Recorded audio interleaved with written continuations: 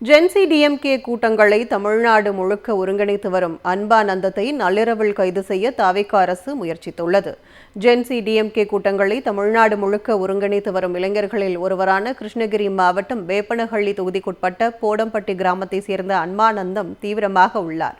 திமுகவின் விவசாய அணி மாநில துணை செயலாளர் அரியப்பனின் மகனான அன்பானந்தம் சமூக வலைதளங்களில் எப்போதும் ஆக்டிவாக இருப்பவர். இந்நிலையில் நேற்று இரவு தேன்கனிக்கோட்டை டிஎஸ்பி ஆனந்தராஜ் தலைமையில் 10க்கும் மேற்பட்ட போலீசார் அன்பானந்தனின் வீட்டுக்கு அத்துமீறி வந்தனர். வாரண்ட் இல்லாமல் கைது செய்ய வேண்டிய அவசியம் என்ன என குடும்பத்தினர் கேள்வி எழுப்பினர்.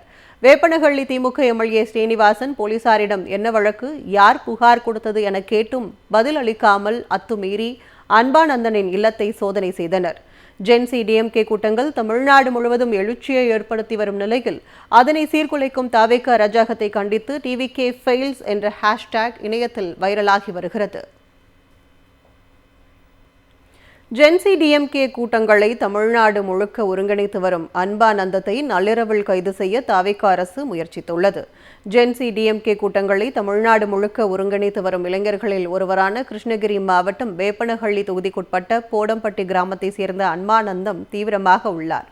திமுகவின் விவசாய அணி மாநில துணை செயலாளர் அரியப்பனின் மகனான அன்பானந்தம் சமூக வலைதளங்களில் எப்போதும் ஆக்டிவாக இருப்பவர்.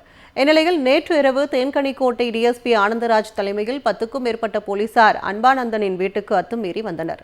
வாரண்ட் இல்லாமல் கைது செய்ய வேண்டிய அவசியம் என்ன என குடும்பத்தினர் கேள்வி எழுப்பினர்.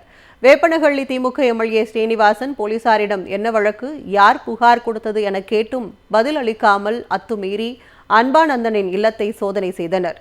ஜென்சி டிஎம்கே கூட்டங்கள் தமிழ்நாடு முழுவதும் எழுச்சியை ஏற்படுத்தி வரும் நிலையில் அதனை சீர்குலைக்கும் தாவேகா அராஜகத்தை கண்டித்து டிவிகே ஃபெயில்ஸ் என்ற ஹேஷ்டேக் இணையத்தில் வைரலாகி வருகிறது.